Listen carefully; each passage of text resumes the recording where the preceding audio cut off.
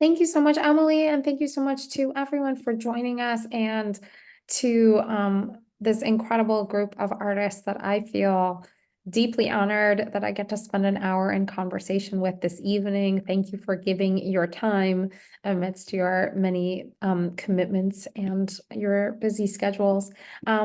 Welcome to everybody. I'm Pirronne Yousefzadeh. My pronouns are she, her, and I'm the interim associate artistic director here at Playwrights Center. Well, not here technically, this is my apartment, but at the Playwrights Center. And I want to begin, as we always do, by acknowledging that we are on the traditional land of the Dakota people and the Anishinaabe Ojibwe people.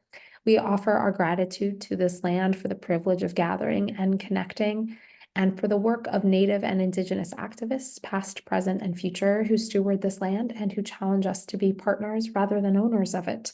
If you'd like to learn more about the incredible Native community organizations providing resources and support here in the Twin Cities, please go to the land acknowledgement page on our website.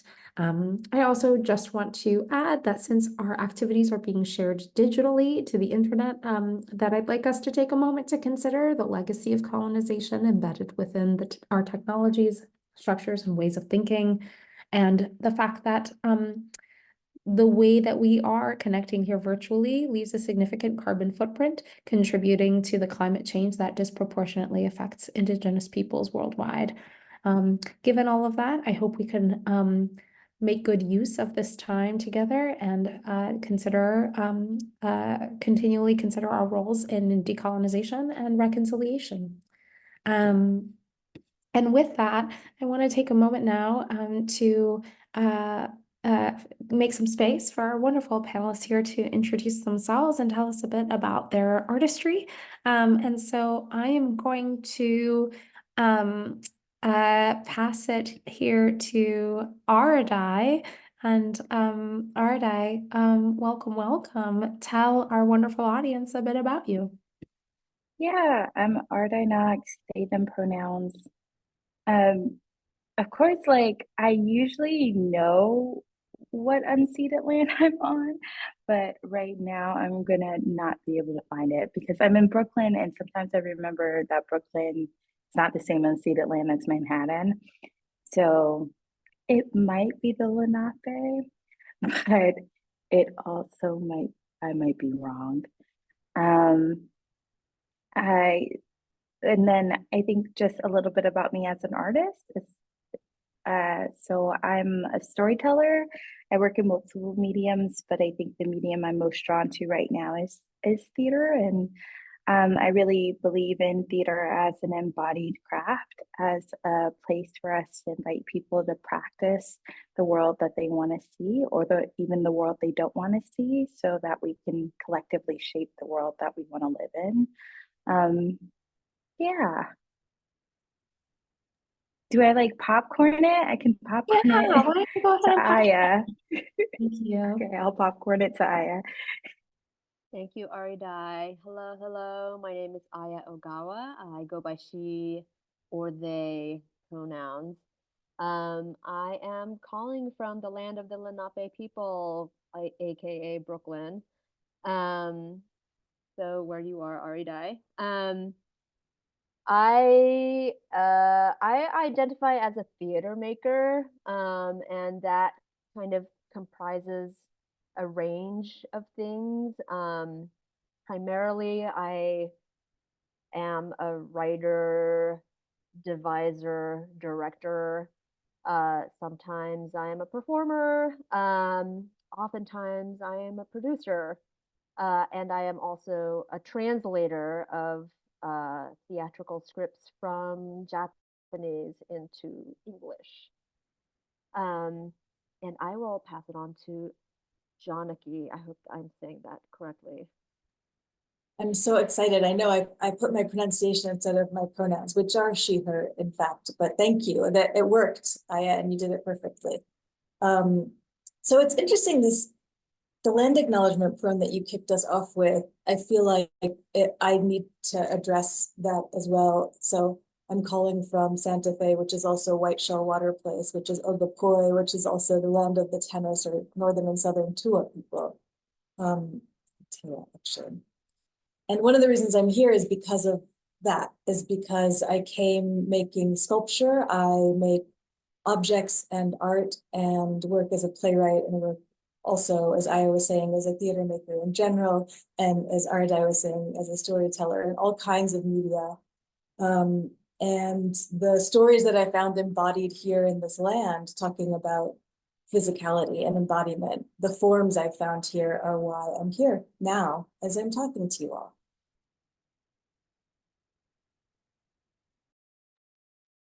Thank you so much, Janaki, and everyone. Thanks for your introductions. And just for a little bit of context for everyone who's joining us, AriDy and Janaki were both at the center in January working on their pieces in our In the Lab series, which is a series really dedicated to artists who are interrogating process and form and who are working on something that may be in a more nascent stage of development, in its sort of beginning. And Aya also happened to be in Minneapolis in the month of January, performing in their incredible piece, The Nosebleed. And so we do this series of artists in conversation throughout the year, and of course, every conversation is as unique as the artists who are participating in them. And I thought, what better, what could possibly be better than to bring these three incredible visionaries together to talk about process and to talk about making work that maybe comes together outside of the box of what we, sort of the traditional models of writing might that we're familiar with, and that we're accustomed to, I think, in the sort of mainstream American theater. And what does that look like? And so just wanted to offer a little bit of that context and to say that, you know, I'm as interested in hearing from y'all about the questions that I've put together as I am probably more interested in the questions you have for each other, because I think, like any sort of generative process I've ever experienced, what happens in the room is always a different kind of magic even than what I've planned ahead of time. So with that being said, you know, given that you all came off of these really stunning sharings here in the Twin Cities, I'd love to hear you each talk about these pieces a little bit. I'm going to switch things up, and Janaki, I'm going to actually ask you to start and tell us a little bit about Cyranoid and what inspired it, and yeah, the genesis of this piece. Sure. So I did a week in the lab on Cyranoid, which is an adaptation of Cyrano de Bergerac employing ChatGPT. And what was great about In the Lab is it gave me a chance to try to make the technology a character with Peter Morrow's help, who was really great as a technician and like very present in allowing the tech part to not be just the tech part in terms of writing. And I worked with an ensemble of 6 people, and then basically I kind of roped in the leadership team that I was working with, the dramaturg and the director, to be on stage, as well as the Peter, who was the technician, and Emily, who was the stage manager. So we kind of had a team of 10 in the end, and worked really on a devising process. So I leaped into the unknown because it was an opportunity to do so, and really drew on my background in Lecoq theater and devising in that mode. I had pages, I had worked on the story, and I'll talk about that in a second in terms of genesis of the idea, but really kind of threw it all away and worked with that team. And that was pretty cool. So that's just a context of like what actually happened in January. And the reason I was working on that is because, do you see my nose? So I've been really interested in my own nose for a long time. Some people work on navel gazing, I work on the nose. And the reason is because as I was growing up in Southern Ohio, we were the only non-white family, basically, like anywhere. We moved around a lot, but that was always the case. Not surprisingly, in a way, with like upward mobily ambitious immigrant parents who want to be where there's more opportunity and more wealth. So that ended up putting us in those sorts of situations at that time when I was growing up. And the fact that I wasn't always received in a way that made sense to me, I attributed to the fact that like I couldn't see my nose, and it was my nose that everyone was reacting to in this slightly stilted and bizarre way. And I'm not the only one to work on the nose. Clearly, there's Gogol and William Kentridge and, well, Edmund Rostand with Cyrano. So because of this longstanding interest, one of my friends took me to see, there's a really great playwright. I think this will end up backward, won't it? Alexis Michalik, and he wrote this play about the genesis of Cyrano de Bergerac from the perspective of its playwright. So that's Edmund Rostand. And my friend took me to see that play. And I had just that was in Paris after I had just spent some time in New York, renting the apartment of a friend who happened to work for OpenAI. So I was sort of like putting these ideas together, and in a moment kind of came up with the desire to make that adaptation. Is that enough for now? That's great. That's great. I'd love to pass it to Aya to tell us a bit about the genesis of the nosebleed. I really loved listening to what Shanaki was describing. Yeah, so fun. So The Nosebleed is a play that I wrote and directed, and it's an autobiographical play about my relationship with my father, who is long dead. And in the play, which is performed by an ensemble of 6 people, 4 actors play me. They play Aya. They play different versions of me. And I play my son and my father. And actually, if I think that I don't know, if you kind of reverse engineer or just like take the script of The Nosebleed, it seems I don't know, it to me it seems like a pretty normal play, like a play. um I mean, there might be some unusual things about it, but it's, it's a script. But in order to arrive there, I actually took quite a roundabout devising creative generative process, because actually, like, I never wanted to write an autobiographical play. Like, that just seemed horrifying. I also never wanted to write about like really embarrassing and humiliating things that happened to me. Like, who would want to do that? And I never wanted to like put myself in the play. But what happened was the presidential election of 2016 is what happened. And I had been planning to begin a process of creating a new play a day or two after the elections took place. And often when I begin a piece or begin a process, I don't know a lot about what I'm gonna make. Sometimes I have an idea for a story or an idea for a character. But for this project, the only thing that I knew was kind of like the large umbrella theme. And the theme was failure. And I was kind of in a place where the idea of failure was looming over me. Like, I'm like, how much longer can I be writing plays that nobody gives a shit about? And like, how much longer can I possibly be doing this? And feeling like a failure and being called a failure. So this word was kind of floating around in my life, and I was like, what does that actually mean? Like, we don't have space to talk about it, or I felt like I didn't have space to talk about it, and I needed the help of my friends, like my collaborators. And so I was planning to create a space for us to collectively talk about failure and what does it mean and how much control does it have over us, and can we kind of change the framing around it.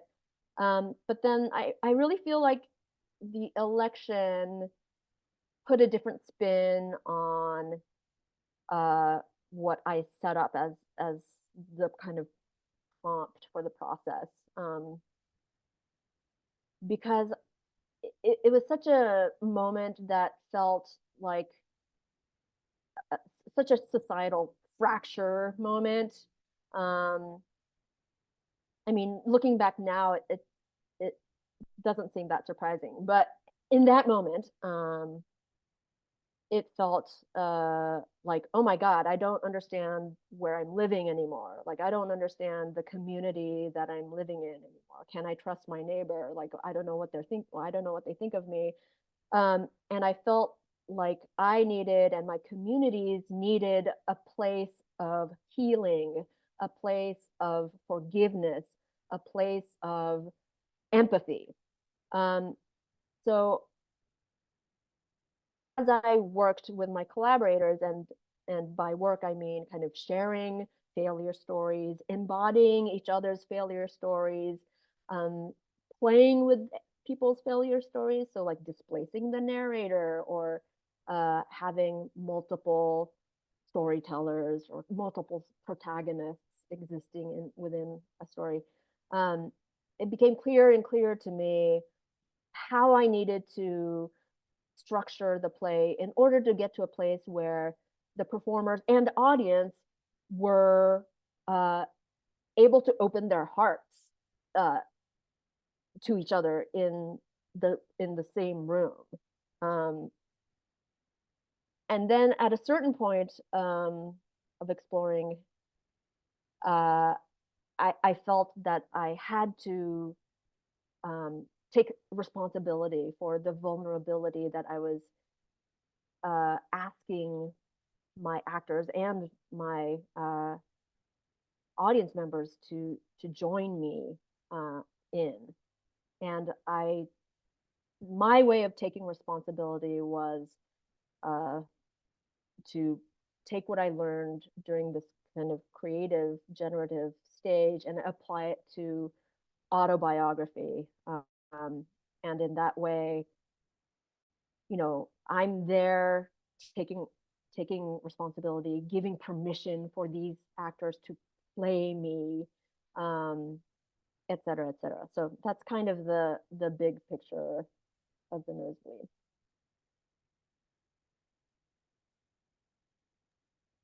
Great, thank you so much. And there's a lot more to dig into in what you and Johnny have already shared, but I want to pass the mic now to AriDy and tell us a bit about Bayou and how you approached that week in the room, what you came in with, what you were inspired by, and what you were exploring. Okay. I guess the genesis of Bayou as an idea is really lies in this play series I'm trying to write. It's 7 plays, which I believe is called a heptology. That is the word I've been given, but I keep forgetting to Google and confirm. And I've already written one of the plays in the series, and it's like smack dab in the middle chronologically. And it like brought up all these questions for me about some of the characters in the play and the world that they were living in. So I decided to go back and write the first play chronologically, which is Bayou. And the series follows the matrilineal line of these villagers and their relationship with the goddess who safeguards and occasionally terrorizes their village. And her name is Mother Bayou. And they are the Omelades. And the original Omelade is Cove, who is the first priestess of Mother Bayou. So Bayou, so that's, like big, like I don't have all the middle because I haven't written the plays big picture. And then Bayou is really this story of this baby goddess who is just being born. He's really in the middle of being born and coming into being, who decides that one, she wants to exist, and two, she wants to strike out into the world and find herself. And her mother slash her former self is this river that's very old, that's been sustaining this huge community. And she manifests as a stream that goes off and on her own way. But the villagers who worship her mother see this, and some of them think that she is her mother striking off on a new path. And they're like, we are the most devout, we are the coolest, we are going to follow this stream because we're brave and we wanna. And they follow the stream and they end up in this situation where they don't have any resources other than the stream, which is not enough resources. And so they're praying to their goddess, and who they get is Little, who is the baby goddess. And she's just like, could y'all stop praying so loudly? And this is really what we worked on in the lab. Her first encounter with Cove, who ends up being her high priestess, is to just be like, could you stop praying so loudly? I'm trying to figure myself out. And the prayer thing is very distracting. And through that interaction, they realize what's happened, that they thought they were following their goddess, but actually they've been following her. And now they're too far away from their original goddess to survive by themselves. So they petition her for help, and she's like, nah. They're like, maybe not. No, I don't really want to be responsible for humans. Thanks. And so it becomes this negotiation of like whether or not Little is going to become their goddess, and whether or not Cove can actually take care of this village, even amidst her life. And in the lab really started off as it's funny, I think like in my mind, it was a technical experiment of Bayou is a play with music. Because Little is a water goddess, she hears a lot of the world musically in sound. And so she has a series of monologues, really almost soliloquies that she delivers that are undergirded by a cappella music. And I wanted to see if that worked / made sense. So I was like, I'm going to go down to the lab, I'm going to test the monologues. But I think this came up for me, Haya, when you were talking about failure. I actually think what I was really trying to test was how comfortable I could be as a composer in the room.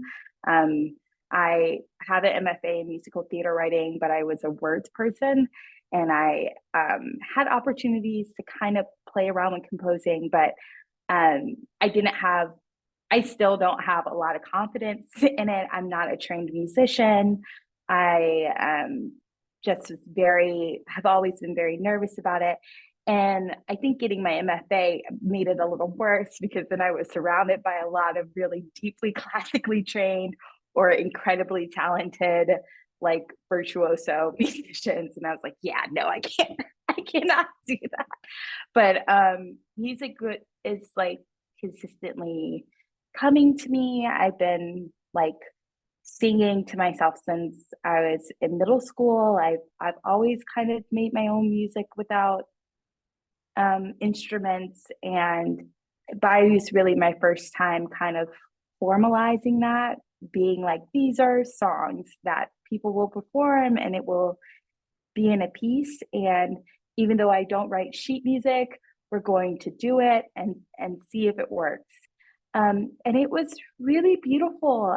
Isabella Dawes, who is our music director, without me telling her to, was like, yeah, I think this music's in the body, so we're not going to look at the page. We're actually just going to listen to the demo that AriDy has created, and then we're going to learn it, and then we're going to practice it over and over until we've got it. And that was exactly the process I wanted. And it was like such a relief to not have to request it, because I was so nervous about requesting it. I was worried about the burden it was going to be putting on Isabella, but also the actors. And it was actually really freeing to like be in the rehearsal room and watch what it was for people to learn music the way like I kind of learned music when I was in church choir, or like how I learned music when I was like small, which is just to listen to it over and over. How I even learn like pop songs now. It's not like I learn a pop song by looking at the sheet music and then singing. The pop song is definitely me singing it over and over. And how doing that together created like the village in the rehearsal space in this really tangible material way that by the end of it I was like, yeah, this is how we learn the music. Like if I had any doubts about whether or not I want to get an arranger or get someone to really put this on paper in a way, I now just really want to encourage people to learn it communally, and for it to be like our first group project is to learn the songs together. And that doing that is part of the piece, because a lot of the piece is about the village learning how to become a village instead of refugees from a village to become their own village in their own right, and Little to become a goddess in her own right and to find community with each other. Yeah. Yeah, and that was just like one of the things I was so struck by was, on the night of the sharing, and not to make this whole artisan conversation about like, sorry, y'all, you missed something great, is the fact that like the no two ensembles would sort of ultimately execute that music identically because of the sort of iterative way in which it was learned. And it was like ensemble based and driven while also, being rooted in a structure of like the demo that you provided. And you sort of like segued us to beautifully, AriDy, to like the next kind of phase of conversation, which is, I often find the beginning of any sort of generative process a little terrifying personally. So maybe this is my selfish question to ask you all to demystify the beginning for me a little bit. Or maybe there's no way to do that, but to talk more about, I'd love to like explore a little bit more the things you come into the room with that you say started with Cyranoid, for instance, the prompts, or there was, tons of questions and text on the walls, Janaki, and just wondering about like how do you start? How do you sort of follow the scent of what then is exciting in the room? Like what's the sort of, I mean, the impossible question, what is the balance between preparation and then discovery? And I'll stop talking, and I'd love to hear, Janaki, you talk a little bit about that. Yeah, it's interesting. Of course, it's very normal that we're talking about a lot of the same key points, all of us all together. And so there was structure that I came in with. I worked quite a bit on the structure of the play, in order, in a way, not to use it or to use it, but essentially, like I had diagrams and pages and scenes, and I had really worked out quite well in my mind the shape of this thing. And I'm not a musician, but I do work a lot with rhythm, right? So like I kind of had a sense of the timing of the thing. This was not a thing that was shareable. It wasn't in a form if I had shared it, it would have been useful. So that was something that I was sort of keeping there. And the leap that I made is to go ahead and just steal.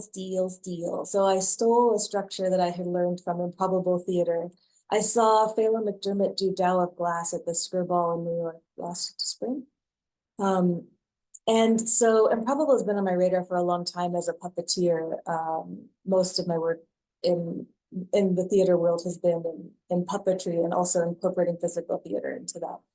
And so I got the chance to work with them last summer, and they were doing something that was so strange to me. Was invited to come to think about part of this play. So the nugget of this play that I feel is critical and still evades me because it is the critical thing is why it matters that our computer-generated technology or personalities have no bodies? To what degree does it matter? So we're talking a lot, all of us here, about embodiment and being in the room, sharing vulnerability and community. And how is it that we can engage in technology in a way that incorporates it into our communities, and yet it doesn't have the limitations, and the terrors, and the fragility of a body? So what does it mean to be embodied? So when I went to Improbable's workshop, they used a thing called open space technology. And I thought I was working on how does the AI character die if it doesn't have a body? I thought that's what I was working on. But actually what ended up happening is, using open space technology, you start to ask questions. You start to ask questions like, more or less what they were doing is, what am I here to get? Why am I here with these other people? What are they here to get? And you start to get more granular with these sorts of questions over time. And you do that in a public witnessing way, in a certain sense. Like, they aren't questions that you hold personally, they're questions that you open up and share. And hence, Pirronne, all of those papers all over the walls. The question, because we had limited time, I wanted to get people asking was, what does it mean to be embodied? So actors are experts at this. This is their profession, to be embodied and to be vulnerable and to access that. So I knew they would have a lot of thoughts on it, and they did. And so sort of right away, anything that was in my mind was actually given to them. And it sounds like both of, AriDy and Aya, you both engage in this process. Like, we all do it in different ways, which is to turn over to the people in the room. How do we empower the people who are there in the room to be as fully there and present as they're able to be? And so the technique that I used for that was open space technology. And so Pirronne, talking about beginning, it terrified me because it's really easy to be skeptical about starting with paper and words and markers. It's like sitting on the ground like kindergartners and scrawling on pages, when we're supposed to be doing theater. And I'd never tried that process before, but what I saw that it unlocked was, I still don't know all the mechanics of how it opens people up, but it's like a little key in a sardine can. Starting this way gets people talking from a much deeper place. And Improbable Theater has been doing it for a long time. They actually create a lot of their work by starting devising in this way. There's lots of theory around it. Deep democracy is another thing that underpins this, which is coming down to what is essence. So in terms of finding the heat, I basically was looking for where the people in the room were talking about things that matched the structure in my head. And then I would say, that's it, go, let's try this. And that's also like, have 800 improv games in my head. Like, that makes me think of this improv game. Let's try this, what comes out. And, like with any artistic process, I think you feel that moment when everyone's like, oh, something good happened. You feel it. Okay, sorry, talked a lot. I'm done.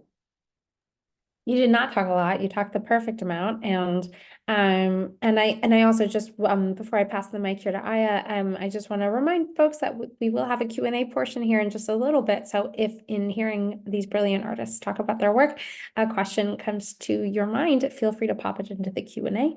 And we will come to that section of the discussion here in just a little bit. But Aya, how did you start exploring failure? What was the sort of what was the initial sort of prompt or invitation to your actors? And then can you also tell us a bit about the moment, if you remember, that made you sort of realize your own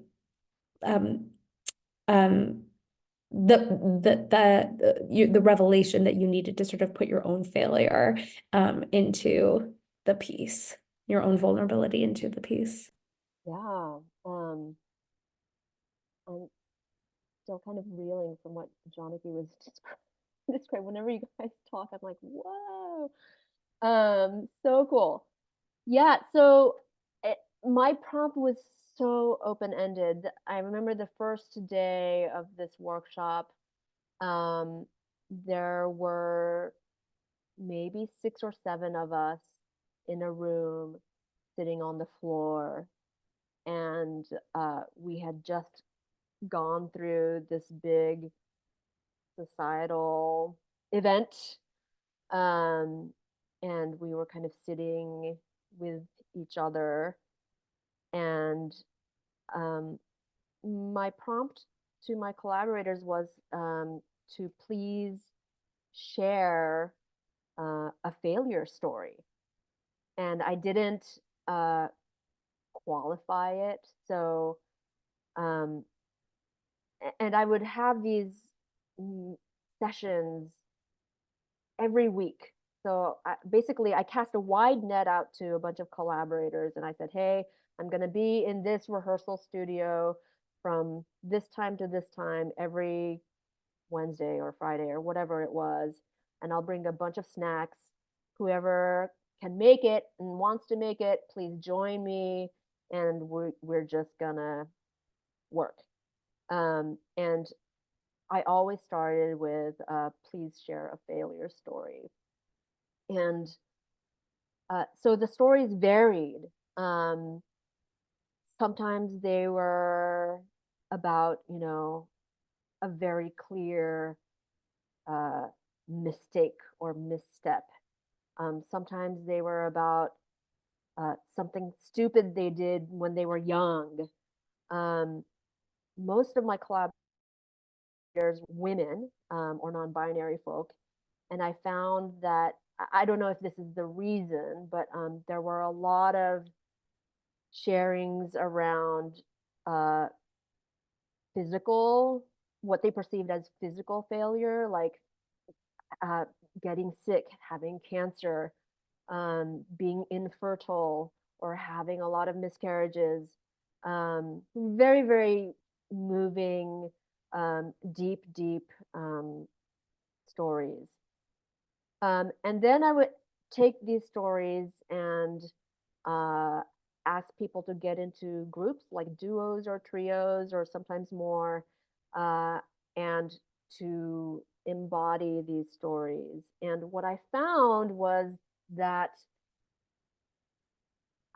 obviously this is all happening with the storyteller's consent, right?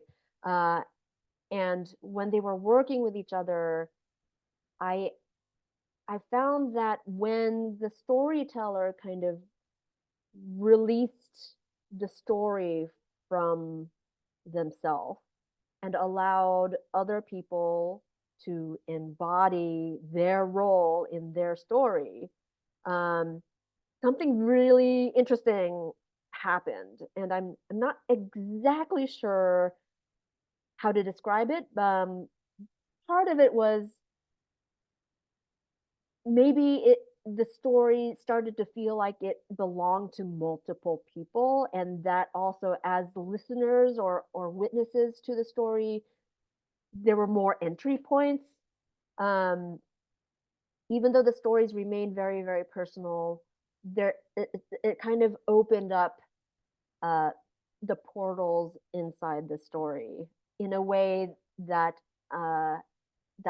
that I really loved, and felt like it was the right direction for this piece.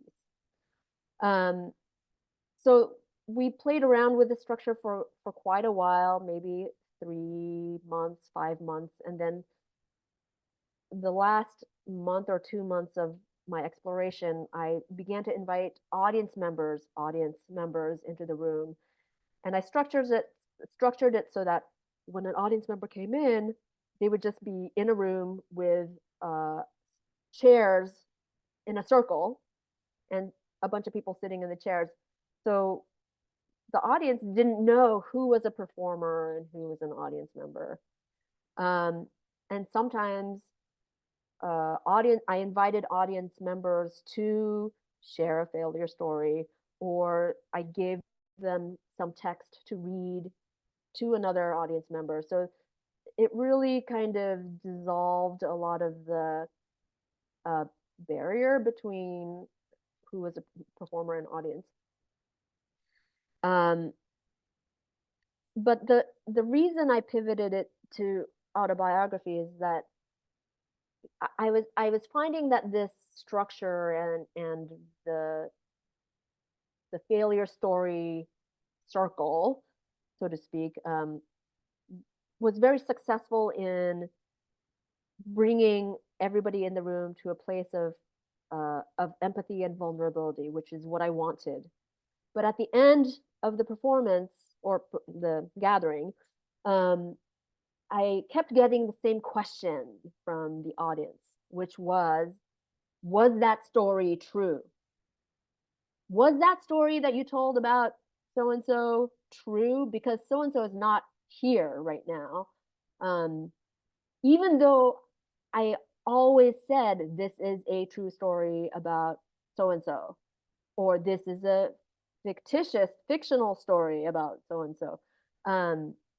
There was something about the audience questioning the veracity of what was happening, that I found I didn't think it was helpful for what I was trying to achieve. Um, and that is when I was like, okay, let me like hit pause on this for a second. And it was right before summer vacation, and I have kids, so summer vacation is like a whole thing. And I wasn't going to be able to work, rehearse in the same way. So I decided that I was going to take a few months away from what I had been exploring and just say, hey, if I were to ask myself the same question that I've been asking all my collaborators for 6 months, how would I answer it? And this is also, I like to, I like to, I felt like I wanted to give space to people, right? But I also reached a point in my thinking where I was like, well, I have to take responsibility for this very, very vulnerable room. And I personally am not putting my skin in the game. And so maybe I have to do that. And maybe I have to model what this vulnerability is. And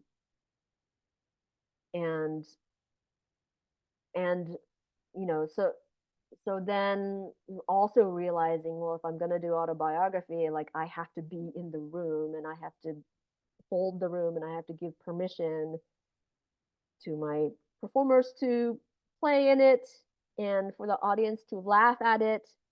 But I also can't play myself, and I have to play the antagonist, which is my father. So yeah, once I understood how I wanted to solve this problem, then the choices that followed were actually pretty uh, simple. I'm not simple, but straightforward to me. Like I understood what needed to happen in order to get there. Yeah, I feel like there's something in what you're talking about that like sort of feels like a series of scientific experiments or like I don't know, sometimes it feels a little bit like math to me too, in terms of wait, like the proof isn't quite working out yet. So and I also just am really struck by, in different ways, all of you have been sort of talking about sort of leaning into a kind of discomfort, an area that you're not sure you want to go in, or you're actually like, you think you're very sure you don't want to go in, or a thing you're not sure you know how to do or can do. And that, I don't know, I find very inspiring. Uh, as far as just to dig into this a little bit more deeply, AriDy, I'd love for you to talk a little bit about your collaboration in the room also with Regina Victor, incredible director who worked with AriDy on both There in the Lab and also last season in Play Labs on A Wallace Church. And sort of how Regina, in working with you, brought that kind of like iterative exploratory sense to the process, which we saw manifest, I think, so beautifully in a presentation that was very much an open rehearsal and like really allowed us to see the layering of different ideas onto the actors. Yeah, you're so psychic. I was going to bring that up. I think there, in answer to the initial question, I think in all rooms I'm in, and so yeah, not even this room, more than other rooms, in every room I'm in, maybe actually not for all of my musicals, because I do think sometimes that gets a little more strict, but in almost every playroom I'm in, that I have like some control over how the room feels. What I prefer is for us to like unbalance the default of the rehearsal room. And for me, I think often the default of the rehearsal room, for new work especially, is like there's the playwright who is our mystic play whisperer that will tell us what the sacred text says, and if the sacred text changes. And the director is, you know, the imperial god of the room. They will give us the direction. And then the actors are the people who are going to do the things, and the stage manager is going to make sure we do the things correctly. And there's like a lot of regimen and like specificity to the room. I think a thing that me and Regina have a lot in common is like this idea that like the play is also kind of a group project, that is a thing that we are creating together, and then that later we're going to invite the audience to help us create as well, that we're all equal co-creators in the room with different authorities and different expertise, and how to like open the room up to that energy, how to open it up to like people feeling comfortable asking questions and interrogating things and having opinions, and knowing that like just because that opinion doesn't like result in a script change doesn't mean we don't care about the opinion. It just means that it didn't result in a script change this time. And how can it, and like democratic is a weird way to say it, but communal is actually what I usually land on. How can we make it an actual communal space? And Regina is like expert at this, I think. Really good at getting into the room and getting everyone to the we're collaborators here very quickly. But I think in every room I'm in also, because it's not the default, every day is a reminder of it. Every day is like, I feel like my intro for this piece in particular was like, I don't know if it's good. I have not sung in person before. I have not shown these demos to other people. It could be very bad. I don't know if it works. And I just want us all to be in that space of like, we do not have to learn this thing and pretend like it's good. Please help me figure out how to make it like work. And like, I think after like asking for that grace also, I think allowed people to have more grace with themselves too. Because I think there were moments where, you know, you're working with professionals, like they're so good at what they do. And I think there are moments, I feel like, especially with actors, where they're like, I want to get the thing right. I want it to be really good. That I came here to make your thing good. And so I think the thing we most often were saying was like, there is no good, like there is no good for this particular process. We just want to see if it works. So if it hurts your voice, let me know, because that means it doesn't work. If it's like jarring on the ears right now, it doesn't work. And like, we can have this day to figure out if it doesn't work because we don't know it and it's not in our bodies yet. But like, once it's in our bodies, if it's still not working, it's not working because you're doing it wrong. It's not working because it's in process. It's being created. And like you were saying, Pirronne, I really do want there to be a way that every time it's going to be different, because it's going to work differently for everybody. So I think that was a big part of the impulse.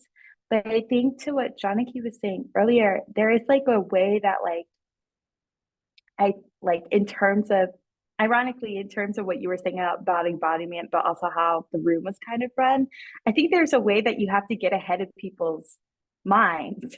Like, you have to like get them in a rhythm or like a speed / pace where they forget to think about it. And it's, for me, that's always the moment where the thing starts to happen, where it's like, okay, now we're all in flow together and we can like feel through it rather than think through it. And for me, the preparation part then becomes about what is the container that's going to best allow people to like start to feel into it. And I feel like I'm not properly prepared when everyone has to think. Like, it's not that we're thinking because we're accustomed to thinking, it's because like there's not enough there for us to grab onto. So everyone is thinking very, very hard. That's when I start to be like, okay, I need to go back and write more pages or do the demo differently or write something down. But like, that's for me is the only standard. That's, if I have that much, then everyone can start to just be in the flow. Yeah, long answer. Great answer. Thank you. That's really helpful. We're starting to get some questions, and so I'd love to shift us into some Q&A. And we have a really complex question that that is a great one, and I think a lot for us to dig into here.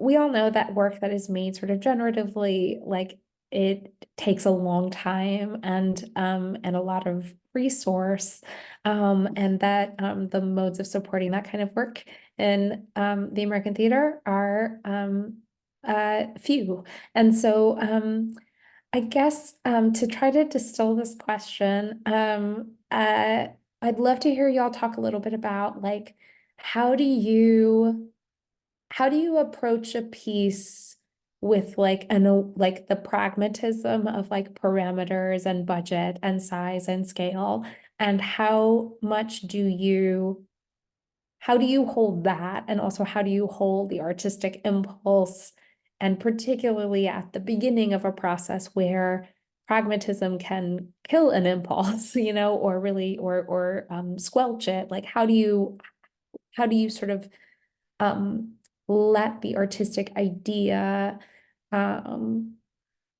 make space for it to be its fullest version of itself, and knowing, of course, that like the realities of funding and capitalism and whatever are going to like show up at some point.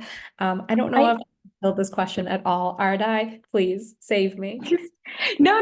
It's like, I think the nonprofit in me is coming out. I think my automatic response, like, the reason why I jumped in was because I think I always want to push back on the idea that pragmatism requires less creativity. I actually think it requires more. I think like when we start to face like budget problems, when we start to think about like, oh, is this unethical? Is this like taking away from my very talented friend's time? Then it's actually like, for me, it's always like a space to slow down and be like, okay, if I don't have money, what do I have to offer that is worth this? What can I like, how can I, who can I ask that can coalesce in a way where the offering feels good and moral in on all levels? What resource can I acquire if I don't have cold hard cash, that still feels valuable? And like, for like, I think the simplest, like most cut down version for me is like when I do, like if I'm going to do a reading and I'm not going to pay people to come to the reading, but they're people who are going to be good at readings, can I feed them? Can I make sure that it's not going to be a million hours long? Can I make sure it's really easy for them to read? And can I give them food so that they don't have to pay for food that night? And can I make it fun for us to hang out? So like, we're hanging out, which we probably would have done anyway. People got food, great. And I get to hear my play aloud. And I mean, like, I think that, and I think I always have a vehement response to this, because I think one of the things that capitalism really robs us of is our creativity. It starts to make us feel like we can't do things unless we can exchange a very specific form of capital. And that's just like not true. There are other ways to be in community and to be in ethical relationship with each other. It just might require a little bit more creativity than being able to pay someone. But also, if you can pay someone, pay them.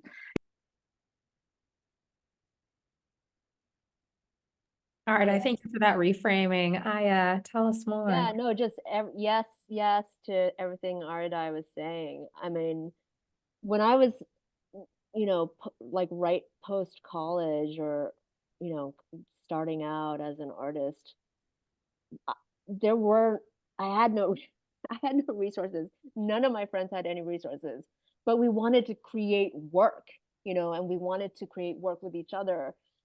So I don't, undervalue those relationships and what that means. All of my play, not all, most of my plays, I would say, um, began outside of any institutional relationship.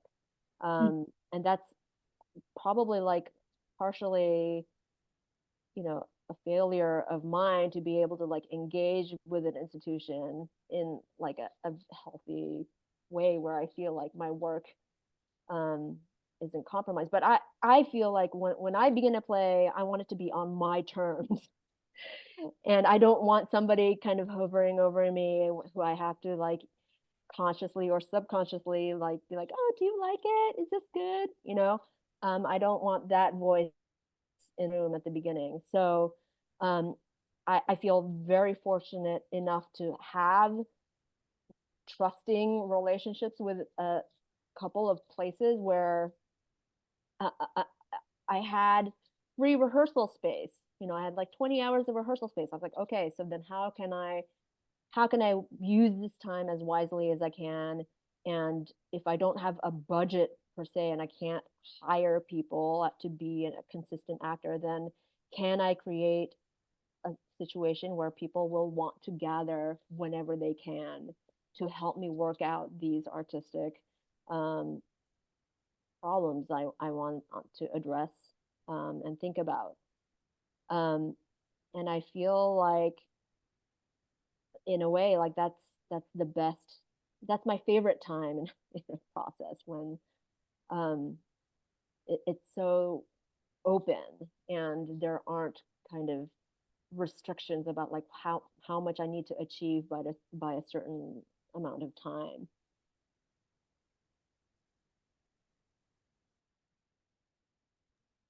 All right, I'll give my 2 cents really quick. Oh, speaking about sense, value is a word that I was thinking about a lot. And it goes back to some of the things, well, both of you were talking about it, but AriDy particularly brought up the specter of capitalism. Used to be specter of communism, but we know the real truth. And so this idea that value comes in the form of US dollar bills is definitely not why anyone's in the room when you're working on an art project. People, there's such a full entity of care and concern that wants to be there and find some true life force in the world. That is the value that we're looking for. And at different points in the process, you can pay different amounts for that. So it's sort of like the money allows the art to happen, but it's not the reason why. It's never the reason why. And so I think that, I mean, we've all talked about it that as well, like respecting the people in the room where we're at for the needs that we're at is why we're there. And I think in terms of how that translates to like when you pay them explicitly, because I think that was part of the question of like, how do you know when you have to pay someone? I think for me, the gauge is always like, when would not paying them be a deep imposition upon their life? Like when is asking someone to do a 3-day workshop, meaning that they're not able to like provide for themselves? That's when, even if people are willing to do it, that it gets really thorny and sticky and like maybe we need to fundraise money to me. But like if you can do it in an ethical way, there are ways to be creative about it for sure. I think there's a lot more that we could talk about here. And also, I think you have all brought us to a perfect end right here at half past in a way that I think reminds us to continually trust in our collective imagination, to build beyond the limitations of what we've inherited. So thank you for that. I just want to say a huge thank you to all of you for joining us. I'm ending this in my official capacity, of course, at the Playwright Center, but also as an AriDy and Aya and Janaki super fan. I'm just so inspired by all three of you, and for whatever we say about the challenges of the American theater, I think if we think about the artists who are part of the American theater, it is doing just fine. I want to also just take a moment to plug our next event at the Playwright Center. Stephen Dietz began rehearsals today for Vile Man, the Apothecary Story, which he is also directing. It's the last play in our Ruth Easton series, performing on Monday, March 4th and Tuesday, March 5th, and then available to stream the week of March 18th. So I hope you'll join us for that. Again, huge thanks to AriDy, Aya, and Janaki, to all of you for joining us. Stay safe, stay healthy, and have a wonderful night. Thank you.